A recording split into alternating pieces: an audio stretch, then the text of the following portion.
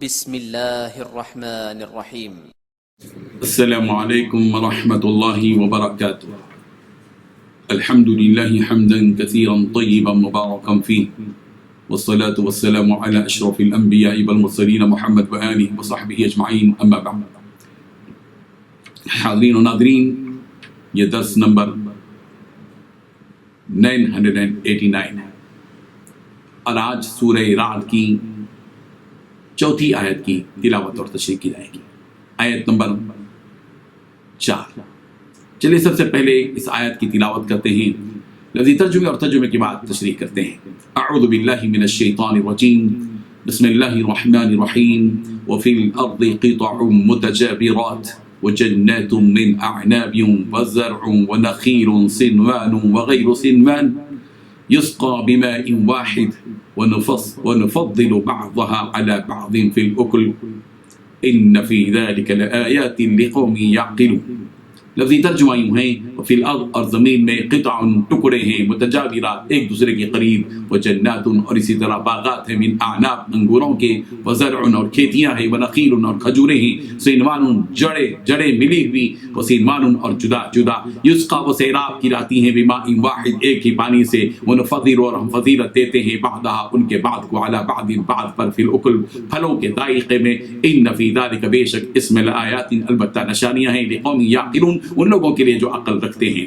ترجمہ یوں ہے، زمین میں کئی طرح کے ایک دوسرے سے ملے ہوئے اور انگور کے باغ اور کھیتی اور کھجور کے درخت، اور بعض کی بہت سی شاخیں ہوتی ہیں اور بعض کی اتنی نہیں ہوتی، باوجود کہ پانی سب کو ایک ہی ملتا ہے، اور ہم بعض میووں کو بعض میں فضیلت دیتے ہیں۔ اس میں سمجھنے والوں کے لیے بہت سی نشانیاں ہیں۔ اس آیت میں 6 باتیں بتائی گئی ہیں۔ پہلی بات، زمین میں ٹکڑے ہیں ایک دوسرے کے قریب۔ دوسری بات، اور انگوروں کے باغات ہیں اور کھیتیاں ہیں۔ تیسری بات، اور کھجوریں ہیں جن کی جڑیں ملی ہوئی ہیں اور جدا جدا ہیں۔ چوتھی بات، وہ سیراب کی جاتی ہیں ایک ہی پانی سے۔ پانچویں بات، ہم فضیلت دیتے ہیں ان کے بعد کو بعد پر پھلوں کے ذائقے۔ چھٹویں بات، بے شک میں نشانیاں ہیں ان لوگوں کے لیے جو عقل رکھتے ہیں۔ بزرگان محترم، انسان بھی عجیب ہے، انسان بھی عجیب ہے۔ انسانوں کے بنائے ہوئے مشینوں اور نت نئے کھلونوں اور سواریوں اور انسان کے بنائے ہوئے روبوٹ، ان ساری چیزوں کو دیکھ کر تو انسان تعجب کرتا ہے، مگر وہ اس قدر نادان ہے کہ رب الجلال کی بنائی ہوئی ان عجیب و غریب چیزوں پر غور و فکر نہیں کرتا، جن کو وہ صبح و شام دیکھتا ہے کہ کس طرح پروردگار نے زمین کے مختلف ٹکڑے بنائے۔ زمین کا ایک ٹکڑا دوسرے ٹکڑے سے ملا ہوا ہے، مگر اس کے باوجود قدرت کا کمال یہ ہے کہ ایک ٹکڑ، ایک جگہ سے انگور پیدا ہوتا ہے اور ایک جگہ سے کھجور پیدا ہوتا ہے، ایک جگہ سے مختلف قسم کے غلے اگتے ہیں، کوئی بنجر زمین ہے تو کوئی زرخیز اور ڈھلوان زمین ہے، کسی زمین کو ریگستان کہا جاتا ہے تو کسی زمین کو صحرا اور گلستان کہا جاتا ہے۔ ایک ہی پانی زمین کے مختلف ٹکڑوں کے اندر داخل ہوا، مگر زمین کے ان ٹکڑوں سے مختلف قسم کی چیزیں پیدا ہوئیں، کسی زمین سے انگور تو کسی زمین سے زیتون، کسی زمین سے کھجور تو کسی زمین سے اخروٹ اور بادام، کسی زمین سے سیب اور سنترا وغیرہ وغیرہ، کسی زمین کے ٹکڑے سے پھول تو کسی زمین کے ٹکڑے سے پھل۔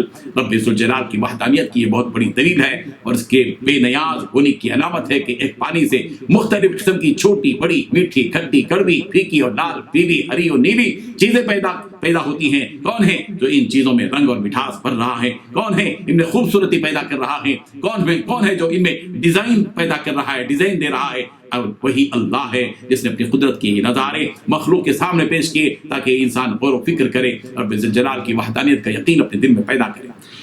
ان درختوں پر غور کریں، بعض درخت ایسے ہیں کہ جن درختوں کا آغاز ایک ہی تنے سے ہوتا ہے، پھر جب یہ بڑا ہو جاتا ہے تو اس کے 2 تنے ہو جاتے ہیں یا اس کے پھر کئی تنے ہو جاتے ہیں، جیسے کہ آم، جام، جامون، سنترا وغیرہ وغیرہ کے ان کے کئی تنے ہوتے ہیں۔ اور بعض ایسے درخت ہوتے ہیں کہ ان کا صرف ایک ہی تنا ہوتا ہے، جڑ سے لے کر انی تک، آخر تک، اوپر تک وہ ایک ہی تنے پر قائم ہے، جیسے کھجور کا، پپیتے کا وغیرہ، جن کا صرف ایک ہی تنا ہوتا ہے۔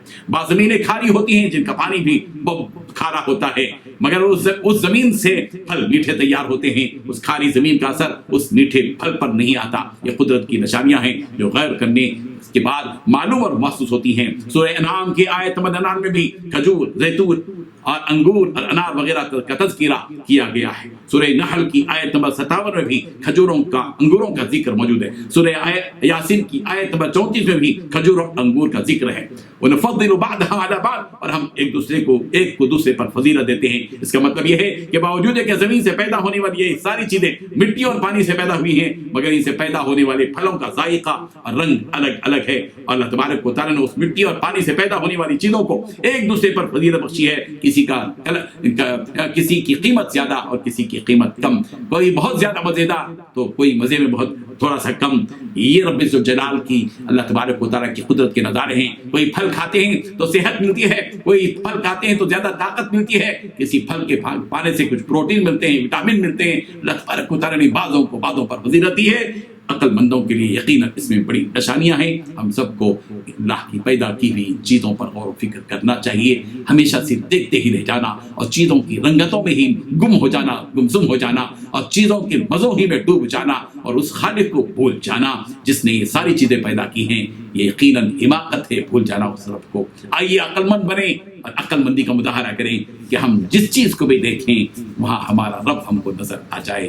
یہی ہے وحدانیت، یہی ہے ایمان، یہی ہے دین، یہی ہے اسلامی تعلیمات، یہی ہے نبی کا پیغام کہ ہم سب اپنے حقیقی خالق کو پہچانیں، اس کی عظمت کو جانیں، اس کی قدر کریں، اس کی عبادت کریں، اس کے پیغام کو اس دنیا میں عام کریں۔ اللہ تبارک و تعالی عمل کی توفیق عطا فرمائے۔ وآخر دعوانا ان الحمد للہ رب العالمین۔